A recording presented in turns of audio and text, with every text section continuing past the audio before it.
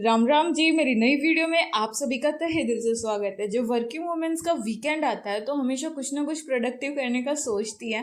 और मेरे लिए वीकेंड यानी जो भी मैंने पूरे वीक में प्लानिंग करी थी उन सभी को सॉर्ट आउट करके धीरे धीरे करते एक एक काम कंप्लीट करते हुए जाना, क्योंकि अगर ये सारे काम वीकेंड पर फिनिश नहीं होंगे तो ये नेक्स्ट वीकेंड तक आ जाएगा, लेकिन मेरे काम कंटिन्यू नहीं हो पाएंगे। इसीलिए वीकेंड को भी मैं नॉर्मल डेज की तरह ट्रीट करती हूँ। घर के काम फटाफट निपटा कर जो मेरे पेंडिंग के काम होते हैं, जो मैंने वीकेंड के लिए प्लान करके रखे हैं, वो सभी मैं कंप्लीट करती हूँ। इनमें बच्चों की पढ़ाई से रिलेटेड और घर के वो सारे काम जो मैं पूरे वीक इग्नोर करते हुए चलती हूँ उनकी लिस्ट होती है। और मैं कोशिश ये करती हूँ कि शनिवार को ही मेरे सारे काम कंप्लीट हो जाए, ताकि एटलीस्ट संडे तो मुझे मिले रेस्ट करने के लिए। लेकिन ऐसा बहुत कम हो पाता है। जो भी काम पेंडिंग होते हैं मेरे सैटरडे संडे दोनों उन्हीं को कंप्लीट करने में चले जाते हैं, साथ साथ नेक्स्ट वीक की भी प्रिपरेशन करनी होती है। और जो मेरी तरह वर्किंग वूमेन है वो मेरी इस बात से अच्छे तरीके से रिलेट कर पाएंगी कि जो हमारा वीकेंड होता है वो बहुत ही ज़्यादा स्पेशल होता है। ये वो दिन होते हैं जब हम अपने सारे पेंडिंग काम पूरे करने की कोशिश करते हैं,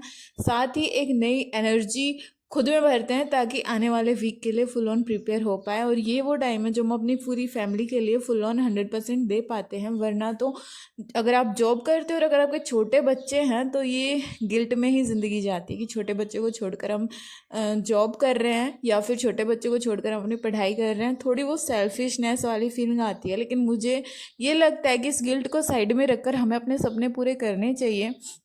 क्योंकि अगर हम अपने ही सपने पूरे नहीं करेंगे तो दूसरों के सपने कैसे पूरे कर सकते हैं।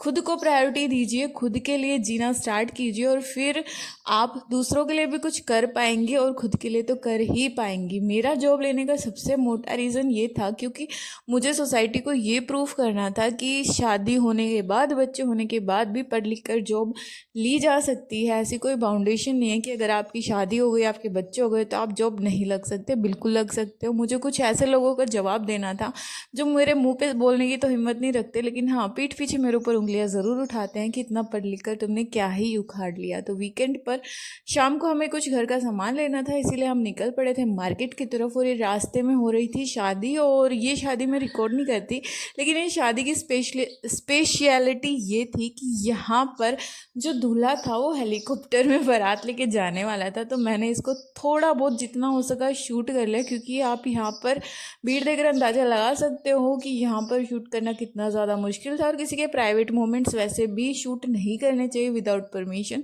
लेकिन मैंने थोड़ा सा रिकॉर्ड कर लिया आप लोगों के साथ शेयर करने के लिए। और शादी ब्याह के आजकल नए नए ट्रेंड सेट हो रहे हैं, उनमें से एक ट्रेंड ये भी था जो मैंने आप लोगों के साथ शेयर किया है इस वीडियो में।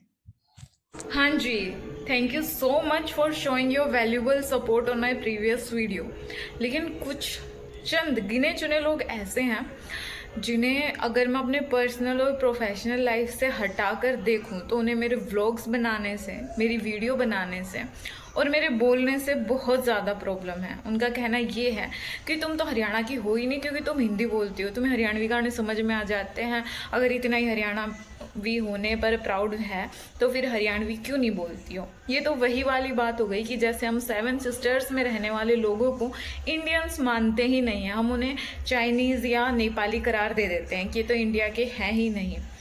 कितने दुख की बात है कि आज के टाइम में भी लोग पता नहीं किस सोच में जी रहे हैं। भारत विविधताओं का देश है, यहाँ पर अनेकता में एकता पाई जाती है। ऐसे में किसी को बहुत ही ईजीली ये जज कर लिया जाता है कि फलाना अगर ये लैंग्वेज बोल रहा है तो वो इस पर्टिकुलर स्टेट से बिलोंग करता है, या फिर ये इस पर्टिकुलर कौम का है ही नहीं। हम लोगों को उनके खाने पीने, रहन सहन, बोलने चालने के ढंग से ही जज कर लेते हैं, बजाय ये जाने कि उसका इनर सेल्फ कैसा है, उसकी लाइफ हिस्ट्री कैसी रही है।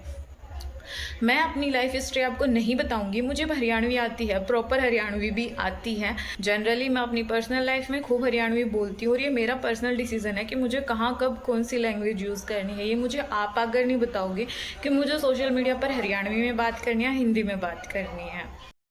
और रही बात व्लॉग्स बनाने की, स्टडी व्लॉग्स बनाने की, तो ये मेरा पर्सनल डिसीज़न है। आप कोई नहीं होते मुझे ये बताने वाले कि मुझे किस टाइप की वीडियो शेयर करनी चाहिए।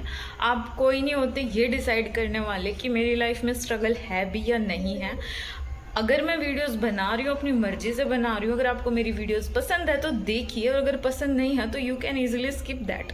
Okay, there is no need of commenting such type of your mentality here, क्योंकि यहाँ पर सिर्फ मैं पॉजिटिव लोगों को इंक्लूड करना चाहती हूँ अपनी फैमिली में, क्योंकि नेगेटिव लोग तो बिना बुलाए भी आ ही जाते हैं।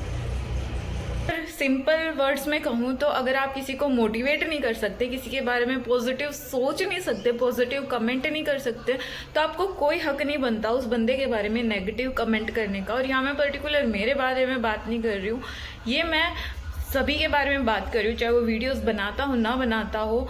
और ये जो छोटी सी बात है ना, ये हमें नैतिक शिक्षा में बहुत ही पहले पढ़ा दी जाती है। पता नहीं क्यों हम इसे अपने पर्टिकुलर डेली लाइफ में यूज़ नहीं कर पाते।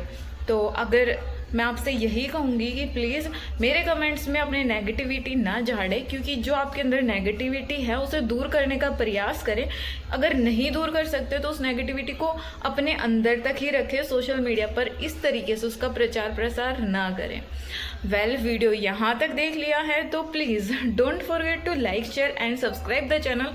और इसके बारे में आप सभी की क्या राय है मुझे कमेंट सेक्शन में ज़रूर बताइएगा। मिलती हूँ आपसे नेक्स्ट वीडियो में, तब तक के लिए जय बाबा की।